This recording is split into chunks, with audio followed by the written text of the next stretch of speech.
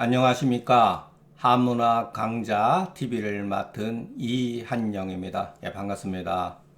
전 시간에 이어서 노자 도덕경 왕필본을 가지고서 1장의 이제 두 번째 글, 유명한 글이죠. 사실 이런 건 유명한 글인데 저한테 이게 좋은 글이냐, 유명한 글과 좋은 글은 차이가 있습니다. 저는 아직도 나이는 많이 그래도 있지만 이런 종류의 글은 그렇게 좋아하지 않습니다. 개인적으로. 노자 가운데 정말 멋진 글이 있어요. 근데 이런 오늘 배우는 글은 자, 한번 여러분 보죠. 그러나 생각할 부분은 있다. 자, 무명은 천지의 시작이요. 이렇게 요 글은 백서에 있는 내용이라고 그랬죠. 백서에 차이가 있다. 백서에는 만물의 시작이다 이렇게 돼 있는데 통행본에는 천지의 시작이다. 말이 조금 바뀐 거죠. 유명은 만물의 부모다. 자, 이제 전체적인 이렇게 부분적으로 보면요, 이해가 안 될 수가 있습니다. 그러니까 전체의 글을, 그러니까 노자 도덕경 1장 전체를 통해서 이 글을 해석하는 게 맞습니다. 자, 그런데 여러분, 이거 해석하지 못하는 사람이 없지만 이 의미를 아는 사람도 거의 없다. 다 추측할 뿐이다. 자, 여러분, 우리가 주눅들 필요가 없다는 것. 나 이게 무슨 말이지? 이름이 없는 것은 천지의 시작이다. 여러분이나 저나 또는 노자의 대가라 할지라도 이것을 명확하게 이거다라고 말할 수가 없습니다. 그러니까 이게 한문이 가지고 있는 일종의 특성이에요. 여러분, 이 천지라는 말, 이 만물이라는 말, 이게 얼마나 큰 말입니까? 우리가 현대에 사는 사람들의 일상생활에서 이런 말을 잘 쓰지 않습니다. 거의 쓰지 않아요. 근데 동양 철학을 한 사람은 많이 써요. 한의학 한 사람도 많이 씁니다. 그러니까 제가 여러분들한테 그랬죠. 나쁘게 말하면은 비판을 하는 입장에서 본다면은 뻥이 심합니다. 뻥. 뻥이 심해요.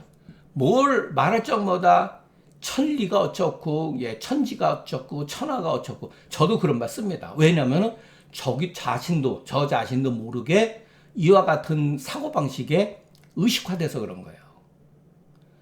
무명이 왜 천지와 만물의 시작이냐. 이게 너무나 말 자체가 말이 큰 말이에요. 그러니까 우리 현대인들한테는 맞지 않는 용어입니다, 이게. 그러나 어쨌든 간에 원문에 이렇게 나와 있으니까, 우리가 너무 어떻게 보면은 협소하게 또 살아가는 게 있어요. 현대 들어와서 우리가 어떤 말의 표현이라든가 이런 것이 구체적이고 협소해진 면이 분명히 있습니다. 그러니까 다른 각도에서 이것을 이제 긍정적으로 볼 수가 있는데, 사실은 저는 여러분들이나 뭐에 관심을 가졌으면 좋겠냐면은 무도 유도 아니고 명입니다. 이름. 이게 정말 제 개인적으로는 중요한 의미를 가지고 있다. 여러분 생각을 해보세요. 노자가 그 하고 많은 말 가운데 도가도 비가도 이거는 좋습니다. 멋집니다. 근데 명가명 비상명이라고 왜 그 많은 말 가운데 이 명을 썼습니까? 여러분, 이게 어떻게 보면은 중요한 의미를 가지고 있을 수도가 있어요. 여러분, 이름이 뭔가 여러분 생각을 해보세요. 이름. 이 세상에, 자, 좋습니다. 천지 만물 가운데 이름이 없는 것을 있으면 여러분 대보세요. 모든 것은 다 이름을 가지고 있습니다. 그렇기 때문에 여러분, 이름이라고 하는 게 굉장히 중요합니다. 여러분 생각을 해보세요. 이름이 없는 것을 여러분 한번 찾아보세요. 우리가 어떤 물건을 만들어내면 바로 이름부터 만들죠. 휴대폰도 마찬가지죠. 휴대폰은 우리나라에서 쓰는 용어죠. 그 이름이 있잖아요. 모든 것은 우리가 어떤 사람한테, 우리 자식들한테 신부놈 시키거나, 야, 너 어디 가서 저기 좀 뭐 좀 가져와라. 그러면은 찾아오죠. 너 책장에 가가지고 어떤 책을 가져와라. 책의 이름을 말하죠. 너 수저 가져와라. 젓가락 가져와라. 수저와 젓가락도 이름이 있죠. 근데 여기서 이름이 없다고 합니다. 이름이 없다고 하는 건 뭐죠? 그렇게 생각을 하셔야 돼요, 여러분. 이름이 있다는 건 뭐죠?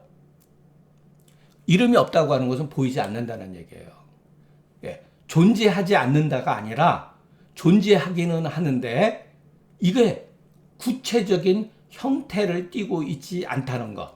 그게 이름이 없는 거예요. 진짜 이름이 없다고 하는 게 아니에요. 진짜 이름이 없는데 여러분 어떻게 그것이 시초가 될 수가 있겠습니까? 예.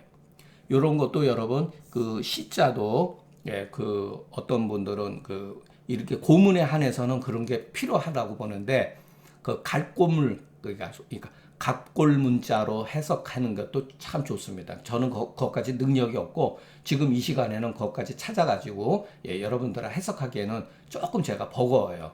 뭐 시간이 제가 굉장히 많은 사람이 몰라도 저도 한의원 하다 보면은 예, 운영을 하다 보면 환자하고 항상 예, 있기 때문에 시간을 낼 수가 없습니다. 이 뭐라고 하는 것도 마찬가지죠. 예.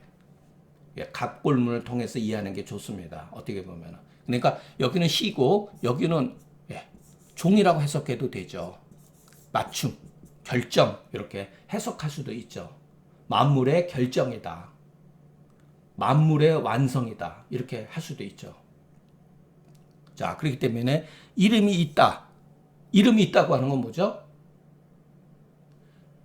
형태, 누구나 인식할 수 있는 형태적 요소를 갖추고 있을 때 이름을 붙이고 형태가 없을 때는 붙일 수가 없습니다. 자, 그러면 여러분들한테 제 강의를 그래도 들어주는 분이 상당 부분이 한의사이기 때문에 예, 앞으로는 뭐 그냥 일반인도 많이 지금 일반인도 수백 많이 계시는 줄 알고 있습니다. 자, 그러면은 자, 여러분 가운데 기가 뭡니까?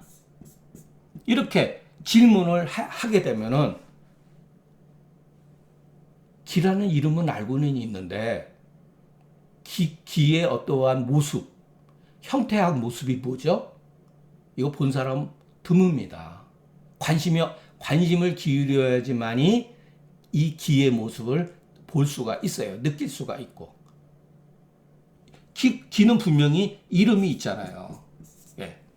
이름이 있는데 기가 뭐냐고 물었을 때 사람마다 다 표현이 다릅니다. 왜 그러죠? 형태를 띠고 있지 않기 때문인 거예요. 이게 바로 무형이라는 개념이에요, 여러분. 이런 말을 여러분들이 이해를 하셔야 돼요. 자, 무형. 형태가 없다가 아니라 형태를 띠고 있지 않다. 이렇게 해석을 해야 됩니다. 형태가 없다고 하는데 여러분 어떻게 이름이 있습니까? 형태를 띠고 있지 않다. 그래서 옛날에는 기자가 어떻게 됐다 그랬죠? 이게 기자예요, 여러분. 예, 고대에는 기자. 이게 물이 흘러가는 모습. 예, 그러다가 나중에 이렇게 예, 표시가 됩니다. 이렇게. 그러다가 나중에 예, 이렇게 됩니다. 이렇게. 글자가 이렇게 변형된 거예요. 이것도 여러분 우리가 그 상형 문자로서 형태를 띠고 있잖아요. 예. 그런데 이게 바로 예, 기라고 하는 것은 무형이라는 거예요.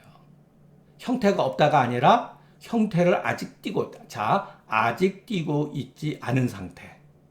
무명이라고 하는 것은 아직 이름을 얻을 정도가 아닌 형태를 갖추고 있지 않다는 것.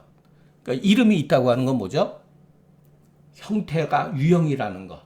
형체를 갖추고 있다는 것. 그것을 말하지 않을까 저는 그렇게 생각합니다. 그러니까 여기서 우리가 관심을 가져야 되는 거 이름이다. 근데 여러분 제가 그 중경소 독법 강의할 때도 이 세상에서 제일 무서운 게 뭐냐? 예, 이름입니다. 이름. 사람은 이름을 좋아해요. 그렇기 때문에 자기가 좋아하는데 빠지게 되어 있습니다. 미혹된다는 거예요. 자, 우리가 상한론 배울 때 뭐부터 배우죠? 육견변증이 뭐죠? 분류학인데 명분이잖아요. 분류의 명칭이잖아요. 예, 표리, 한열, 허실 이게 뭐죠? 전부 다 예, 이름이잖아요. 이름. 그러니까 우리는 그 이름을 통해 가지고서 모든 것을 이렇게 개념화시킨다. 이 이름을 통해서 개념화시킨다. 예, 개념을 통해 가지고 이해를 하잖아요. 예. 근데 노자는 한편으로 이것을 위험하다고 말하는 거예요. 예. 그러나 현실은 우리는 이런 과정을 통해서 한다는 것. 여러분 우리가 이 이름 얼마나 중요한 건지. 공자가 정명론이라는 걸 했잖아요. 정명론. 이름을 바르게 세워야 된다. 정명론. 임금은 임금 다워야 되고 아버지는 아버지 다워야 되고. 이게 바로 정명론. 그 당시엔 그렇게 안 돼 있었거든요. 신하가 임금 노릇하고 자식이 아버지 노릇하고. 지금 시대에 우리 보세요, 여러분. 이게 너무 지나치게 예를 들어서 차별적인 것을 나타낸다고 이렇게 비판할 수도 있겠지만은 이거는 어떻게 보면 중요한 의미를 가지고 있어요. 왜 이름을 바로 세워야 되느냐?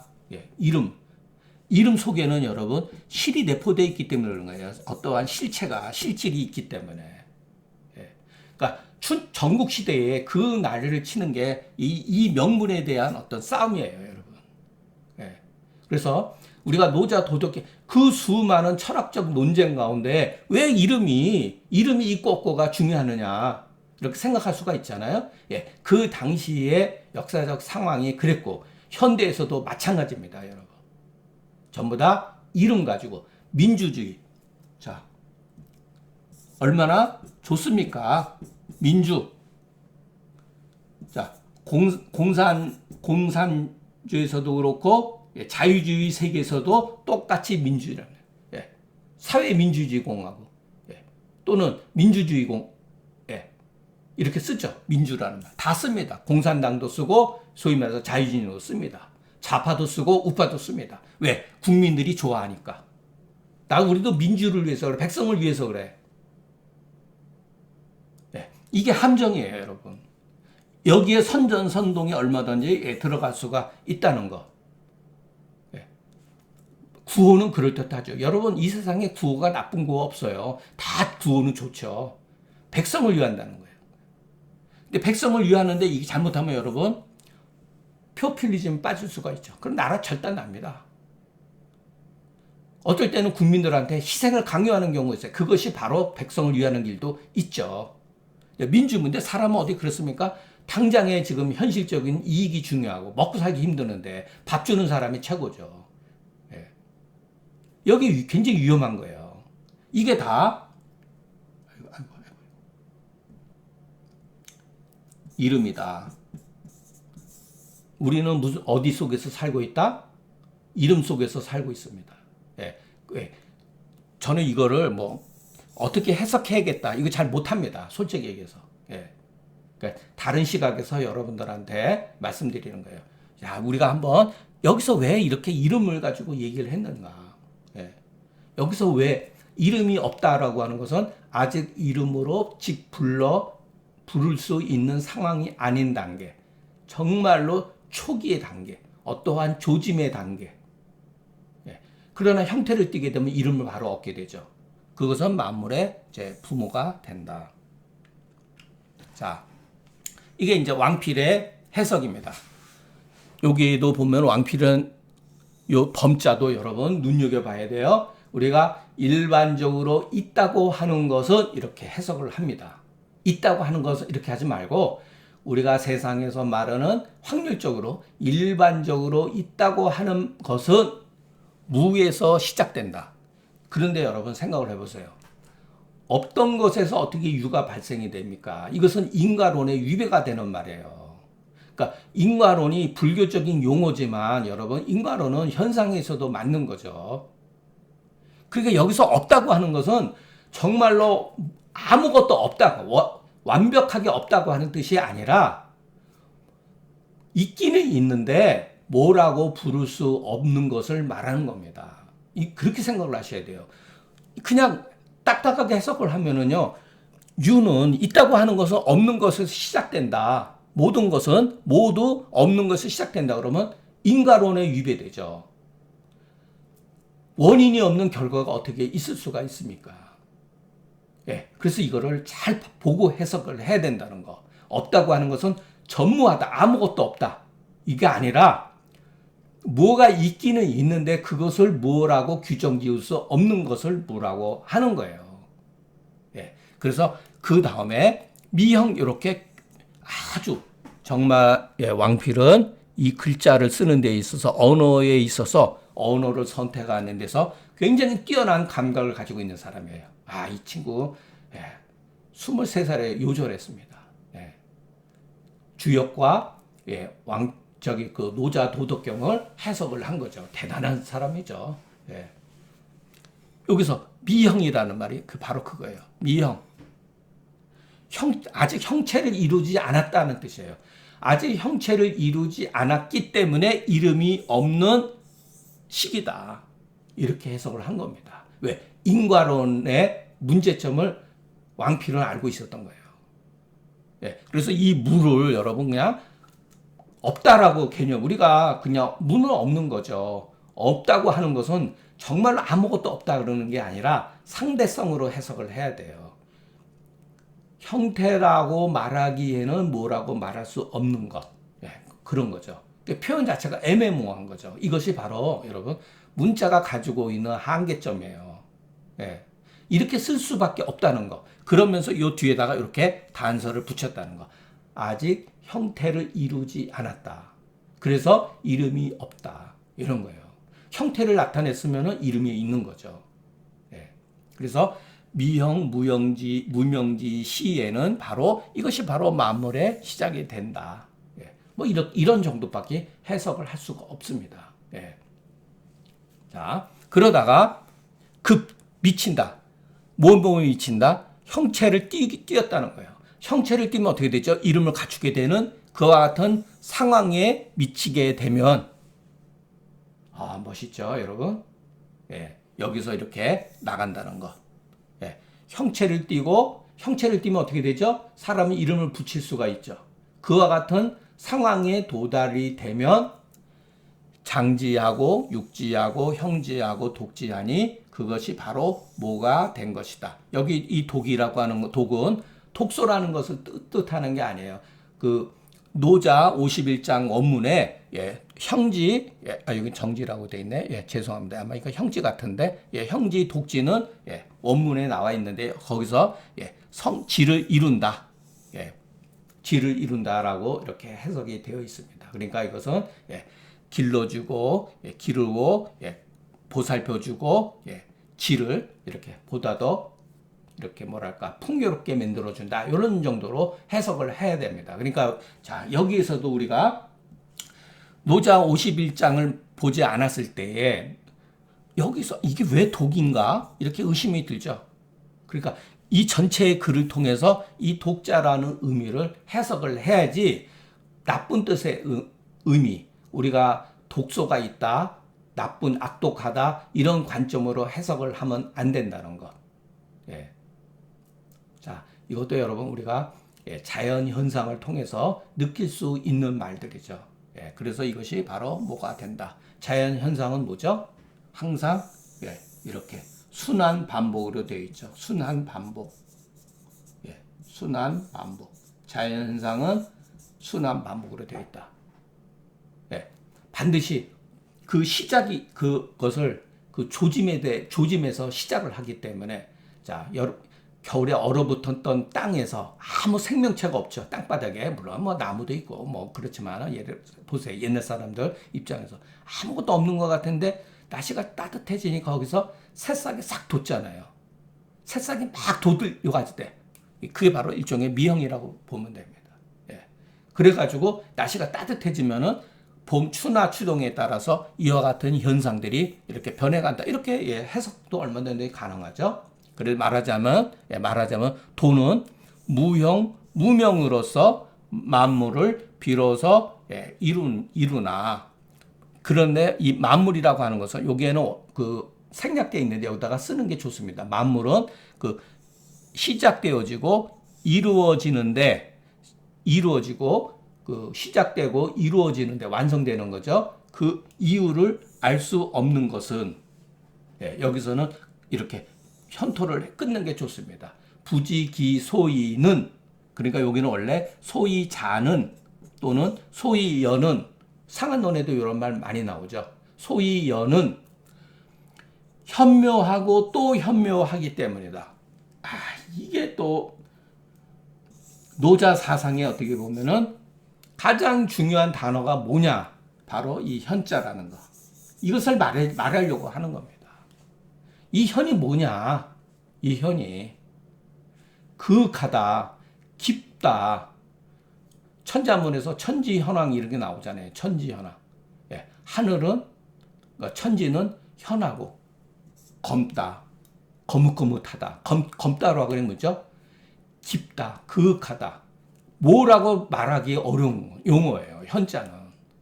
여러분 논어 읽을 때 공자 논어에 현자가 나온 거 봤습니까? 거의 없죠. 예. 잘 안 씁니다. 이런 거를.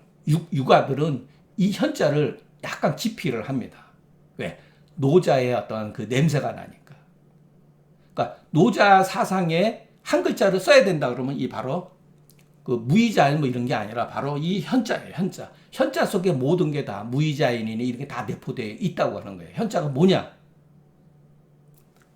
무라고, 무. 예. 무가 없다고 하는 게 아니잖아요. 예. 무한한 것을, 그러니까 수많은 것을, 무한한 것을 내포하고 있다. 이게 바로 무예요. 없다고 하는 건 뭐죠? 무한한 것을 내포하고 있다. 예. 모든 것을 내포하기 때문에 뭐라고 할 수가 없다. 그렇게 생각해도 됩니다. 이 현이라고 하는 게. 현묘하고 또 현묘하다. 이 사람들 말로 못한다. 이런 소리예요.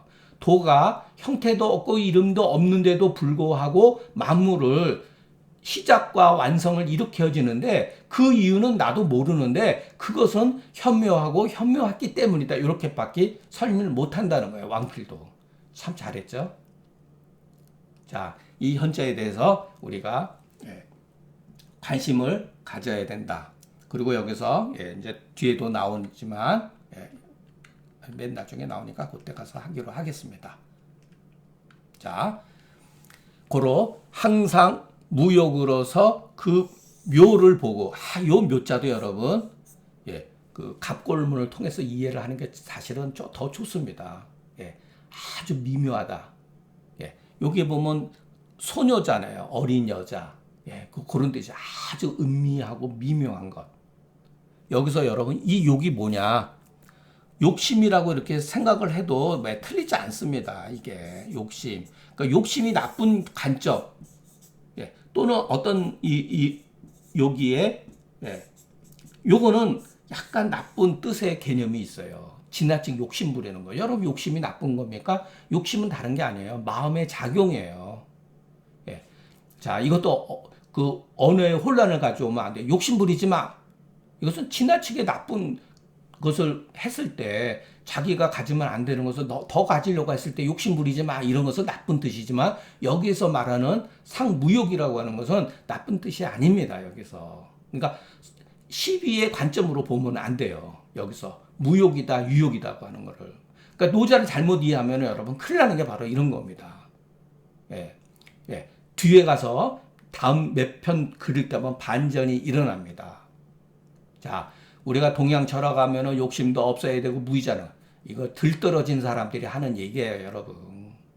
그렇게 그거 했다가는 나라 망한다니까요. 집구석 망하는 거예요. 개인적으로 파탄이 됩니다. 자, 여러분 가운데 동양 철학에 관심 있는 분들은 현실적으로 여러분들 제 강의를 듣는 분들은 전부 다 밥을 먹고 살 수 있는 사람이 제 강의를 듣는 거예요. 여러분 하루 또 밥 먹고 호구지책도 하지 않는 이런 글이 눈에 들어옵니까? 무의자의 개똥 같은 얘기죠. 말도 안 되는 얘기예요. 그러니까 어떤 글이 제가 약간 흥분해가지고 여러분들 말씀 어떤 글이 좋은 글이냐? 인정에 맞아야 된다. 인정에 맞아야 된다. 이게 좋은 글입니다. 인정에 맞아야 돼요. 무의자인이 여러분 인정에 맞습니까? 사람 그렇게 안 살아요. 욕심 부리고 처자식 먹여 살리기 위해서 심한 나쁜 짓도 하죠. 그게 인정이에요. 인정에 밝아야 된다. 글이 우리가 노자 도덕경은 인정에 밝은 글이 아니에요. 다 그렇게 생각 안 해요. 개 중에는 정말로 멋진 글이 분명히 있습니다. 근데 사람들이 그걸 몰라요. 전부 다 이 무욕이니 이런 데 관점이, 이게 무욕이 나쁜 게 아닙니다. 어떠한 움직임을 말하는 거예요. 예, 움직임, 마음의 움직임. 예. 마음의 움직임이 없는 게 아니에요, 여러분. 예. 원래 뭐랄까, 본체적인 것. 그걸 가지고 현상의 미묘함을, 이 묘는 뭐죠? 시죠. 예. 요는 뭐죠? 이름이죠. 성을 본다. 예. 종이죠. 저도 이게 뭔지 모릅니다. 예. 통밥을 하는 거예요. 통밥. 그러니까 여기서 이거는 여러분 시비의 관점에서 보면 안 된다. 예, 예, 시비의 관점에서 무욕과 유욕을 보면 안 된다. 이거는 마음의 작용, 어떤 마음의 움직임, 어떤 의지, 의욕 이렇게 보는 게 맞습니다. 예. 탐욕을 부리지 말라 소리가 아니에요, 여러분. 예, 탐욕을 갖지 않아야지만이 현상의 미묘함을 본다. 만물의 그 시작을 본다. 그렇게 해석하면 안 된다는 것. 예. 여러분 그렇게 하게 되면은 우리는 무소유를 공부를 하게 돼요. 예. 어떤 스님이 그랬죠. 무소유. 자, 무소유. 예. 저는 이 말을 되게 싫어합니다. 이거 굉장히 잘못된 표현이에요. 근데 사람은 이 말에 속된 말 쓰게 환장을 하죠. 왜냐면 사람은 그런 게 있어요, 여러분. 내가 이 현상에서 추하게 살아도, 추한 욕심을 부려도 내 마음속은 이런 마음을 가지고 싶은 거예요. 이게 바로 이율배반적인 거예요. 여러분, 이거는 부처가 한 말이 아닙니다. 이거 굉장히 위험한 말이에요, 여러분. 잘못 해석하면은. 예. 자, 그래서 여러분, 묘를 보고, 이 묘는 뭐냐면 외변적인 거예요. 예. 어떠한 성물이 되어지면, 예, 이 물을 이루게 되면은 물의 어떤 형체가 드러나잖아요. 형체가 완성되잖아요. 예, 그거를 말하는 거예요, 여러분. 예, 그러니까 우리가 지금까지 이렇게 배워온 것으로서 이 글자를 해석을 해야지 어떠한 사전을 찾아본다. 물론 사전을 이런 뜻이 다 내포되어 있는데 요것을 상대적으로 봐야 된다는 거. 예.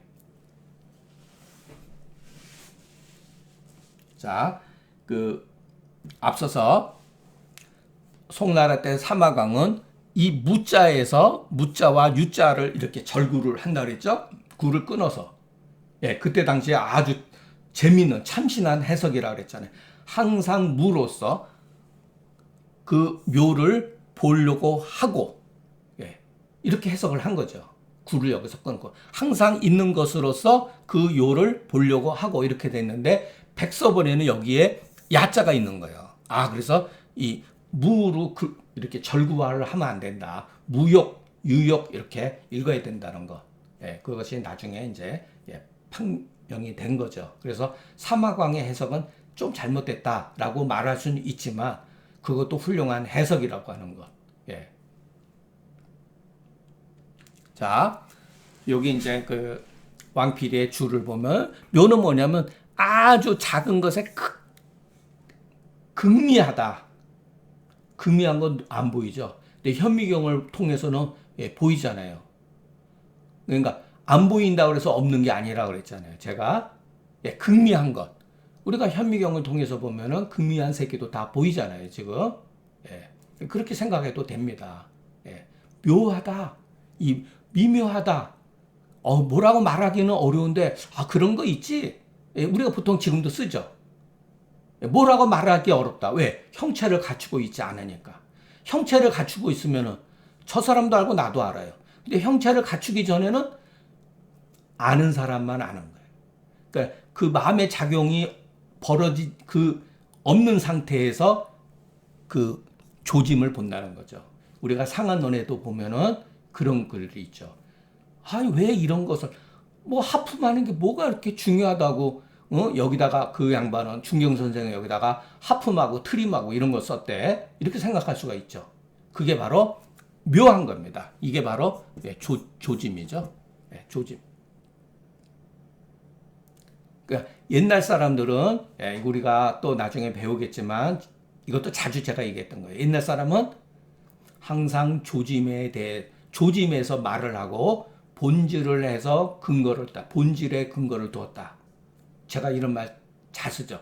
그 옛날 우리들이 소위 말해서 고대 성인이라고 하는 사람들의 글을 읽어보면은 항상 그 조짐에서 얘기를 한 거예요. 예. 자, 만물은 미묘한 데서 시작되어지고 여기다가 무라고 표현을 안 했다는 것. 미개하다. 예. 근데 무라는 말도 써도 됩니다.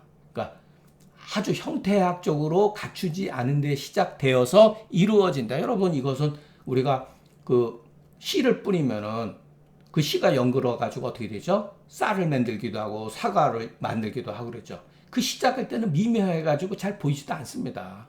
근데 결과적으로 이루어지면은 다 누구나 알 수가 있죠. 예. 그래서 무에서 시작된 이후에 생한다. 이렇게 딱 위에서 쓴 거예요. 똑같은 말입니다. 시험 이후에 성하고 시험 무 이후에 생한다. 똑같은 말이에요. 예.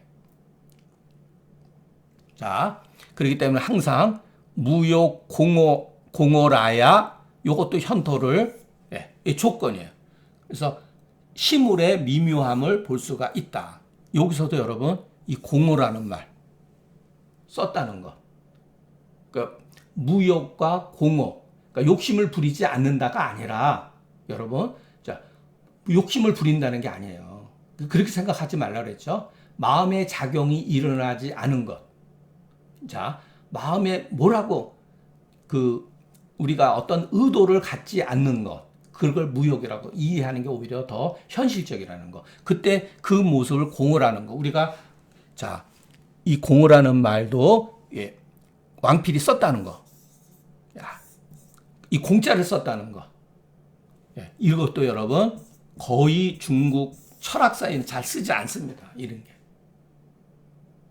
그러니까 왕필도 약간 불교의 영향을 받은 것을 알 수가 있습니다.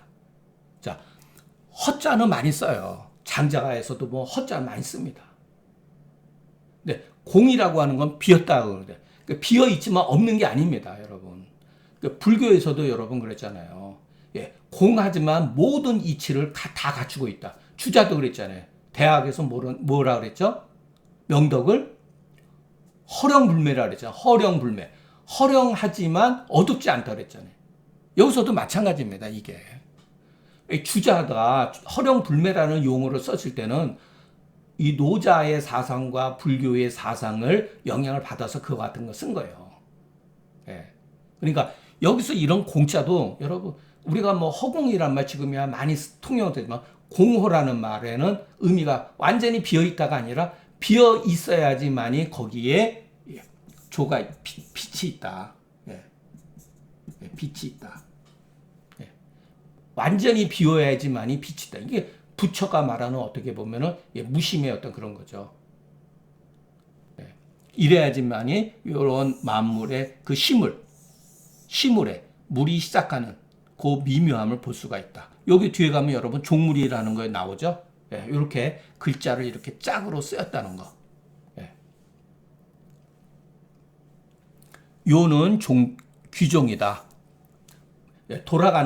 돌아가서 끝이는 거다. 완성된다는 것을 의미하죠. 없어진다가 아니라 완성되어진다. 이루어진다. 왜냐하면은 시라는 말을 썼고 성이라는 말을 썼잖아요. 우리가 완성되었다. 이게 바로 종기라는 거죠. 자, 그 다음에 이제 해석이 굉장히 어렵습니다. 이게 어려워요. 저는 이걸 보고 왕필 진짜 천재예요, 여러분. 왕필은 천재입니다. 여러분 이거 한번 제가 여기다가 현토를 는자로 썼기 때문에 여러분은 읽기가 편합니다. 여러분 이거 한번 해석을 해보세요. 범유지 위리는 필이무 위용이라. 이렇게. 이거 잘못하면은 해석을 엉뚱하게 할 수가 있어요. 엉뚱하게 해석한 것. 자, 문자대로 잘못 해석을 하면 일반적으로 있는 것이 이익이 되는 것은 여러분 이라고 하는 거 나쁜 말이 아니라 그랬죠, 여러분. 여러분 이가 굉장히 중요해요. 우리가 주역을 배우면은 예. 이가 얼마나 중요합니까? 모든 사람이 지금도 이익을 위해서 살잖아요.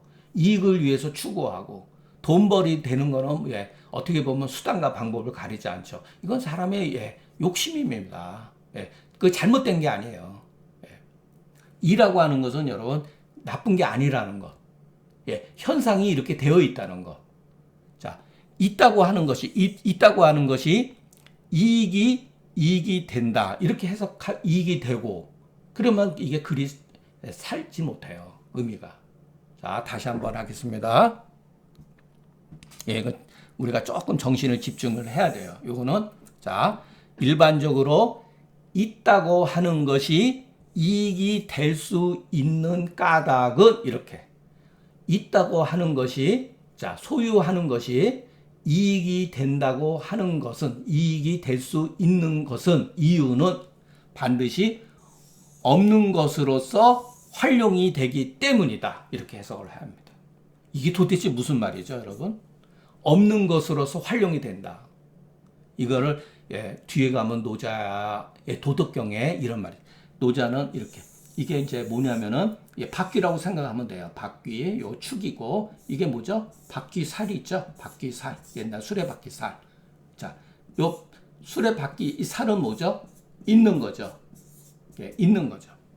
예, 있기 때문에 수레바퀴를 이렇게 만들 수가 있죠. 이와 같은 예, 축들이 있음으로 해서 이게 있는 거죠.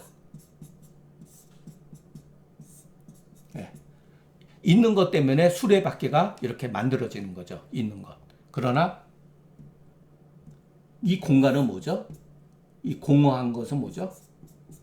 이 공허. 예. 이게 바로 없는 겁니다. 예. 있는 것 사이에 바로 없는 것.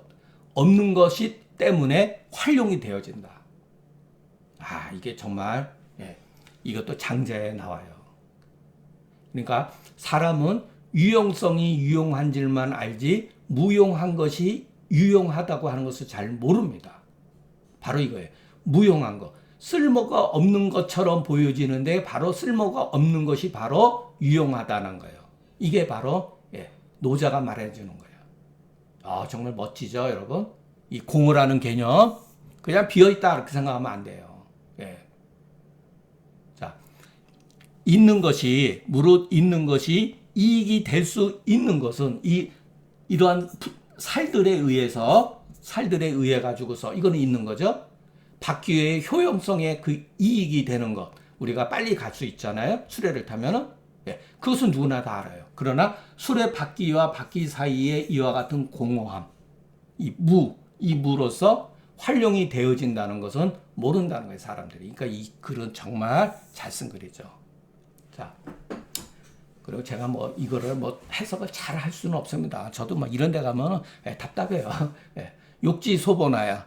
아, 이것도 여러분 쉽지가 않아요. 예, 욕이 자, 근본 두는 바의 근본점인데 예, 그 어떤 그 욕이 마음의 어떤 작용이 근본되는 바에 작용해서 자, 도에 나간 이후에 그 문제를 해결할 수가 있다. 그러니까 저도 여러분 이런 거 잘 모릅니다.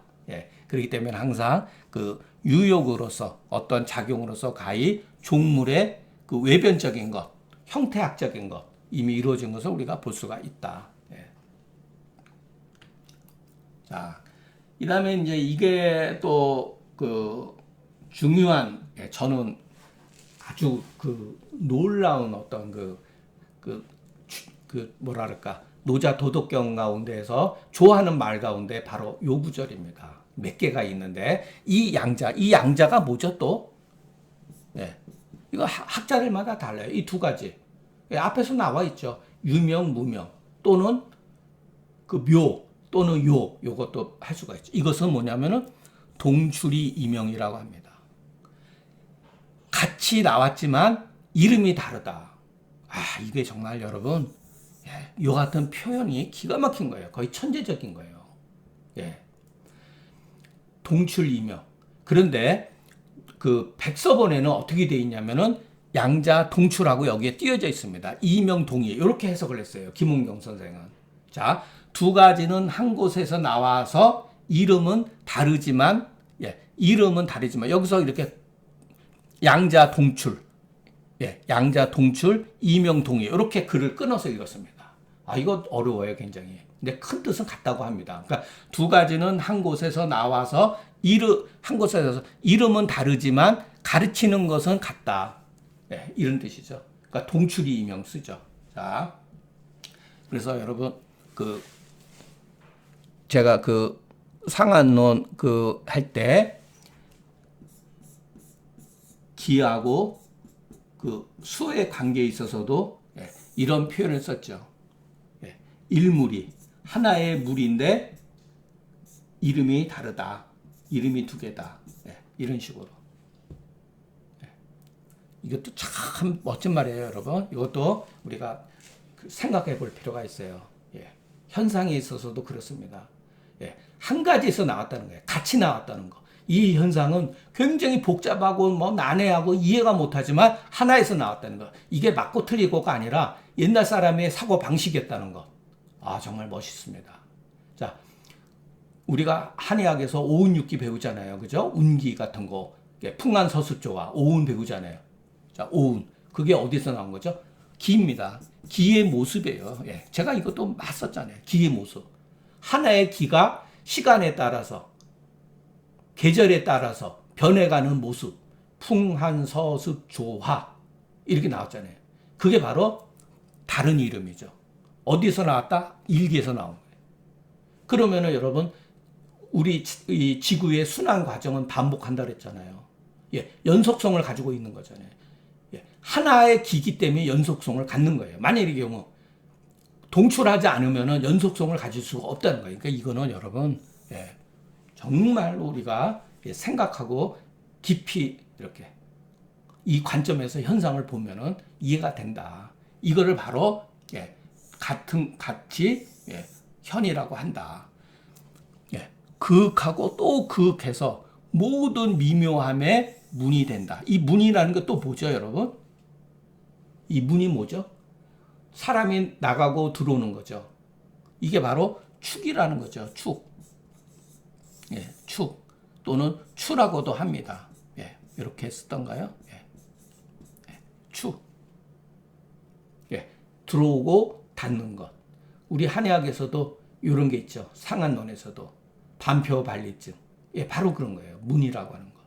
병이 더 심하게 들어가고 또 조금 가벼운 데로 나가고 이런 거죠. 출입하는 것. 모든 미묘함의 문과 같다. 그래서 여기서 유명한 예, 중국 철학에 있어서 이 또우자가 중현사상이 나옵니다. 중현사상. 예, 중현사상.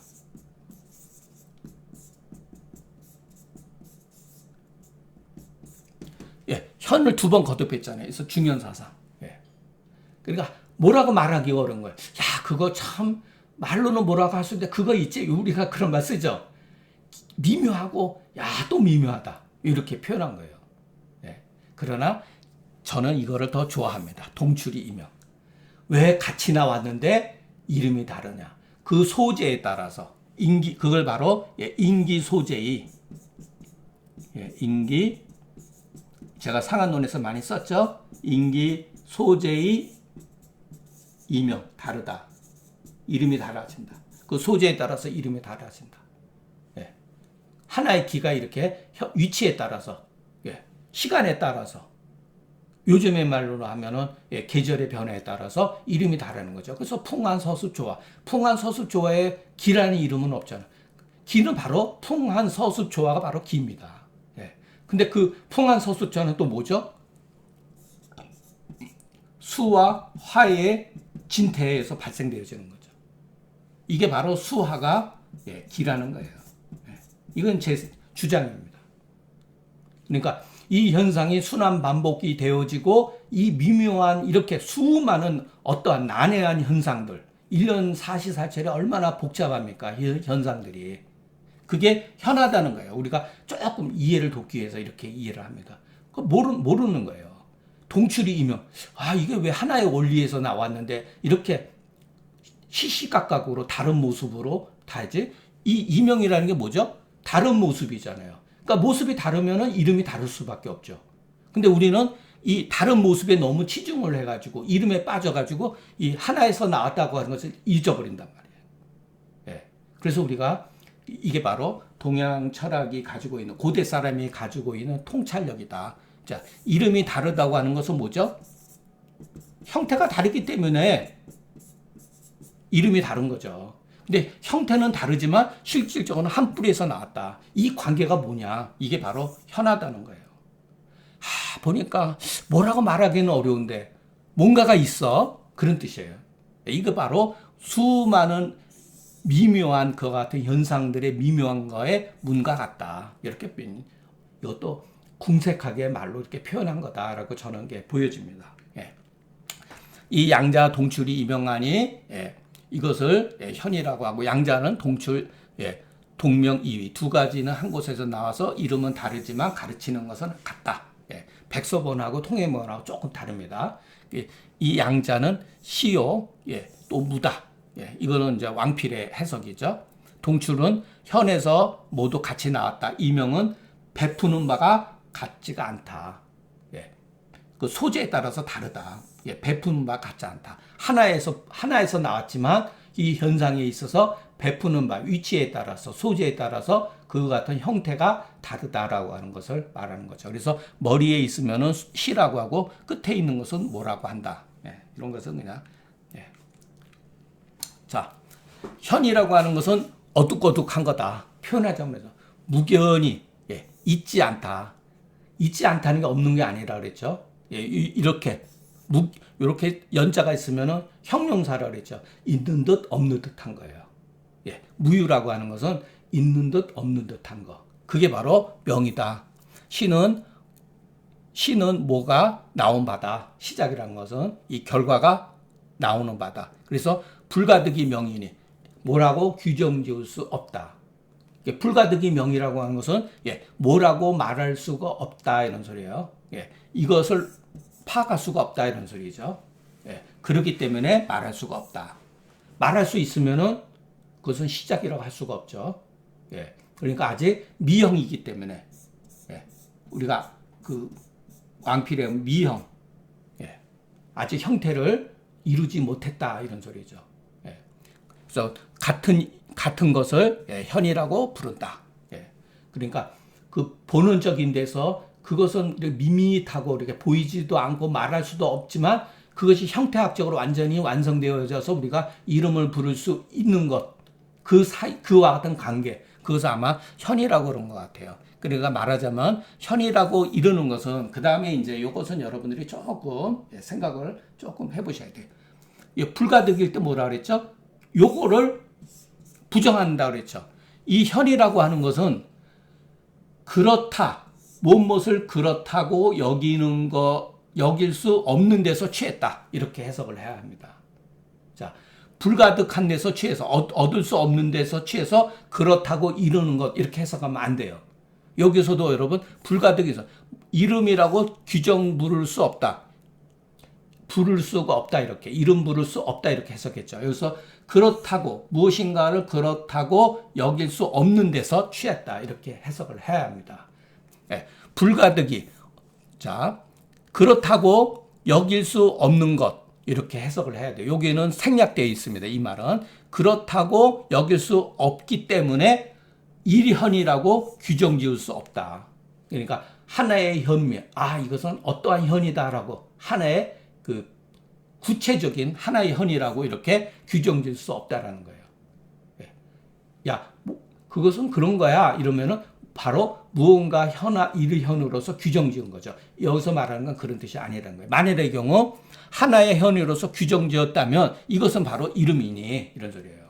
이것은 실지요. 여기서 또 어려운 글자가 나왔는데 이것도 구글 검색하다 보니까 어떤 분이 굉장히 잘했는데 이거는 해석이 좀 잘못됐더라고요.